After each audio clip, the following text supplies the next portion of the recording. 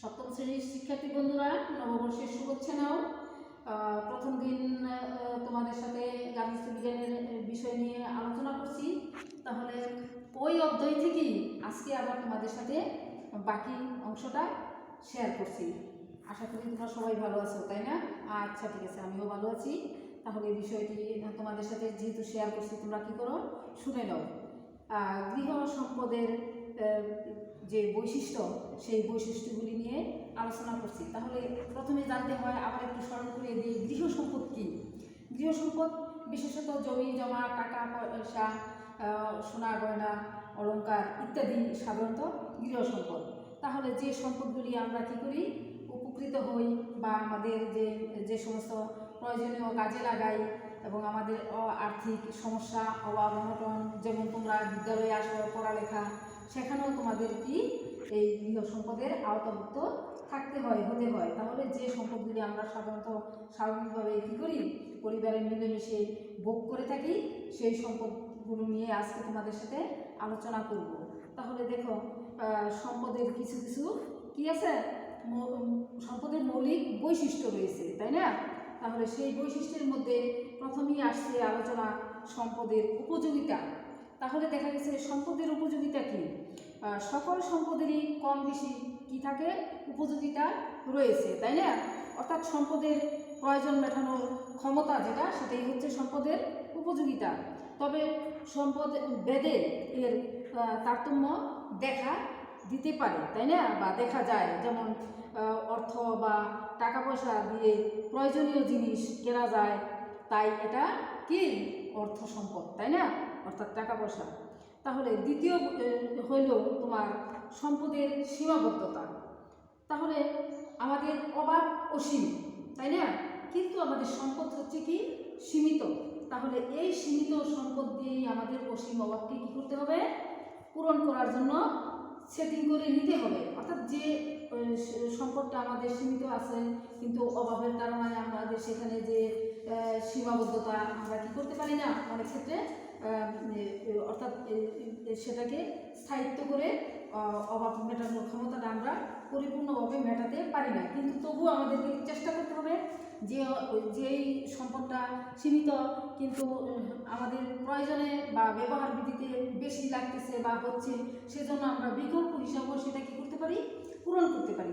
আবার অনেক সময় বাজার মূল্যর দিক থেকেও আমরা সেই বিষয়ে আমরা কী করতে পারি, বেছে নিতে পারি। যেমন ধরো, চিনির দাম যদি বাড়তি থাকে, তাহলে আমাদের কি হবে, সেইখানে ব্যয়বহুল হয়ে পড়বে। তাই আমরা কি করতে পারি, সেটাকে বিকল্প সম্পদ হিসাবে ব্যবহার করতে পারি, অর্থাৎ গুড় নিতে পারি, তাই না? তাহলে দেখা গেছে যে কি, যদি কফিতে বেশি খরচ করে যায়, তাহলে আমরা কি করব, চা ব্যবহার করব, তাই না? তাহলে দেখো, সেইভাবে আমরা সম্পদের সীমাবদ্ধতাকে কি করতে পারি, রক্ষা করতে পারি। অর্থাৎ সেটাকে আমরা একটু মেপে বা আমাদেরকে যে আর্থিক যে সমস্যা, সেটা আমরা পরিমাপ করতে পারি। তারপর আমাদেরকে সিরিয়াল মেনটেন করতে পারি, কোনটা আগে করতে হবে, কোনটাকে পরে নিলেও চলে, এরকম করে, তাই না? তাহলে দেখা গেছে যে একটা পরিবারের সীমিত আয় বা বাস করার জন্য যে পরিমাণ কি রয়েছে, জায়গা রয়েছে, সেখানেও কি পরিবারের সম্পদের সীমাবদ্ধতা নির্দেশ করে। তাহলে আমরা কী করতে পারি, সেখানেও আমরা সেই স্বল্পতাটা কমিয়ে আনতে পারি। তাহলে তৃতীয় নম্বর বৈশিষ্ট্য হচ্ছে সম্পদের ব্যবহার পরস্পর সম্পর্কযুক্ত। একটি নির্দিষ্ট লক্ষ্য অর্জনের জন্য বিভিন্ন সম্পদ একত্রে প্রয়োগ করা হয়, তাই না? তাহলে উদাহরণস্বরূপ যেমন আমরা বলতে পারি, একটা কাজ করতে গেলে বেশিরভাগ ক্ষেত্রে অর্থ, সময়, শক্তি ইত্যাদি, অর্থাৎ দক্ষতা, এই ধরনের ইত্যাদি একাধিক সম্পদের প্রয়োজন হয়, তাই না? সম্পদের যৌথ প্রয়োগের মাধ্যমে লক্ষ্য অর্জন করা সম্ভব। তারপর চতুর্থ বৈশিষ্ট্য হলো সকল সম্পদই ক্ষমতাধীন, তাই না? তাহলে সম্পদের আরেকটি বৈশিষ্ট্য হলো, এটি হচ্ছে কি, সম্পদ কি করা যায়, কারো ক্ষমতাধীন থাকতে হবে, তাই না? অর্থাৎ যে সম্পদটা যার কাছে থাকবে সেটা ক্ষমতাধীন থাকতে হবে। তাহলে দেখা যায় যে যদি কোনো জিনিসের নিজের মালিকানাধীন না থাকে, তাহলে এটাকে আমরা কী করতে পারি না, কাজে লাগানো কি হয় না, অনেক ক্ষেত্রে সম্ভব হয় না, অর্থাৎ আয়ত্তের বাইরে চলে যায়। এজন্য ক্ষমতাধীন থাকলে সেটা কি ব্যবহার করা সম্ভব হয় এবং সময় মতো সেটা দিয়ে কাজ করা যায়, তাই না?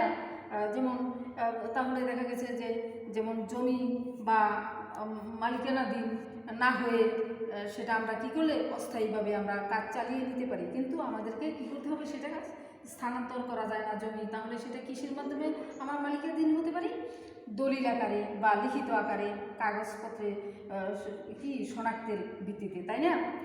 তাহলে দেখা গেছে সকল সম্পত্তি কি এইভাবে ক্ষমতাধীন হইতে পারে, তাই না? অর্থাৎ নিজস্ব করে হইতে পারে। তাহলে আবার কিছু বিষয় আছে, যেমন অর্থ, বাড়িঘর, জমি জমা এবং বাড়ির যাবতীয় আসবাবপত্র তারপর ইত্যাদি সম্পদ কি করা যায়? হস্তান্তর করা যায়। তাহলে সেগুলি হচ্ছে কি বুদ্ধিমত্তা, শক্তি, সামর্থ্য এবং দক্ষতা এবং সময় জ্ঞান, এই সম্বন্ধে কী করতে হবে? সেগুলিকে হস্তান্তর করা কি করা যায় না? যায় না, কারণ এগুলি মানুষের নিকট নিজস্ব গুণাবলী, তাই না? যেমন ধরো নজরুলের কবিত্ব, রবীন্দ্র গান ইত্যাদি কি হয়ে থাকে? সেগুলি মানবীয়, তাই না? কিন্তু সেটাকে আমরা কি করতে পারি? বিভিন্ন ক্যাসেটের মাধ্যমে বা রেডিও বেতারের মাধ্যমে সেগুলিকে আমরা সম্পদ হিসাবে ধরে রাখতে পারছি, তাই না? তাহলে দেখা গেছে যে কিছু কিছু সম্পদ কি করে আমাদের এই আছে, যেগুলি বৃদ্ধি করার জন্য চর্চা বা অনুশীলনের প্রয়োজন হয়, তাই না? যেমন জ্ঞান, দক্ষতা, তারপর আমাদের স্বাস্থ্য, শক্তি ইত্যাদি, তাই না? সেগুলিকে কী করতে হবে? আমাদের পরিচর্যার মাধ্যমে, যেমন একটা সুন্দর স্বাস্থ্য কি সেটা একটা সম্পদ হিসাবে পরিগণিত হয়। যেমন ফর এক্সাম্পল, আমরা যদি কোনো ইন্টারভিউ বা ভাইভা করে যাই, তাহলে দেখা যায় যে কি সুঠাম দেহধারী বা উচ্চতায় ভালো, অর্থাৎ তার বডি ভালো আছে, তাকেই কি করে চয়েস করে, তাই না? সেইভাবে তাকে নিয়োগ দেয়, কারণ সে সেই প্রতিষ্ঠানে বা সে ইন্ডাস্ট্রিতে কী করতে পারবে? যথেষ্ট সময় দিতে পারবে এবং সেই রকম তার মানসিকতা থাকে, তাই না? আর যতই মনে করো কাঙ্ক্ষিত স্থানে পৌঁছতে হয়, ততই কী করতে হয়? অ্যাক্টিভ পার্সনকেই তখন কি করে পরিচালক নিয়োগ দিয়ে থাকে, তাই না? এই জন্য আমাদের কি সুঠাম স্বাস্থ্যেরও অধিকারী হতে হবে। তাহলে আয় বাড়ানোর যে উপায়গুলি, সেগুলির ক্ষেত্রেও কী করতে হয়? আমাদেরকে নিতে হয়, যেমন চাকরি এবং কর্ম, সেই সঠিকভাবে কী করতে হয়? ধারণা নিতে হয়, এবং কোন কাজটি আমি করতে পারবো, কোন কাজটি আমি করতে পারবো না, সেই প্রেক্ষিতে আমাদেরকে কী করতে হবে? কাজটি চালিয়ে যেতে হবে এবং সময়কে সেইভাবে ধরে নিতে হবে, কারণ আমার যে সময় সেটাকে আমরা ভাগ করে নিলে আমি অন্যকে আবার অন্য সময় কী করতে পারি? ছাড় দিতে পারি, তাই না? এইভাবে আমাদেরকে কী করতে হবে? এই সম্পদের বৈশিষ্ট্যের যে মৌলিক অর্থাৎ প্রাথমিক বিষয়গুলি, সেগুলি সম্পর্কে আমরা সম্যক ধারণা লাভ করতে পারি এবং সচেতনতা লাভ করতে পারি। তাহলে আমি আজকে তোমাদের সাথে যে সম্পদের বৈশিষ্ট্যগুলি নিয়ে আলোচনা করছি, আশা করি তোমরা মনোযোগ সহকারে শুনেছ। আমি প্রত্যাশা করব তোমাদের কাছ থেকে, কারণ এই করোনার জন্য তোমাদেরকে সশরীরে পাচ্ছি না ক্লাসে, সেজন্য অনলাইন সিস্টেমে আমরা ক্লাস তোমাদেরকে দিতে চাচ্ছি বা দিয়েছি বা দিতে থাকতেছি। সেইভাবে তোমরা কী করবে? সফলতা লাভ করবে।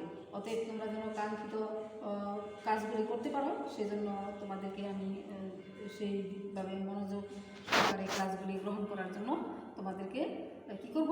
বাধ্য ও করব প্রয়োজনে, যেহেতু সরকার চাচ্ছেন সব কিছুতে অ্যাক্টিভ থাকার জন্য, সেইভাবে তোমরাও যত্নশীল হবে। আশা করি বছরের শুরু থেকে যদি এইভাবে তোমরা কী করো? যত্নবান হও, তাহলে অবশ্যই তোমরা কী করবে? সফলতা লাভ করতে পারবে। যেমন বিগত বছরে আমরা নিতে পারি নাই, অনলাইনে ক্লাস নিয়েছি, দ্বিতীয় ধাপে সরকার কী করছেন? অ্যাসাইনমেন্টের মাধ্যমে আমাদেরকে তোমাদের দিয়ে কাজ করাচ্ছেন। ঠিক এইভাবে যেন আমরা অ্যাক্টিভ থাকতে পারি, সেই দিকে তোমরা কী করবা? তোমাদের কাজগুলি সফলতার সাথে করার চেষ্টা করবা। তাহলে আজকের মতো আমি ক্লাস শেষ করব। তোমাদেরকে আমি বাড়ির কাজ দিলাম, সম্পদ কি? সম্পদের বৈশিষ্ট্যগুলি বর্ণনা করো। লিখেছ?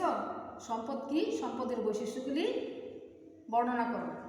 আচ্ছা, সবাইকে ধন্যবাদ।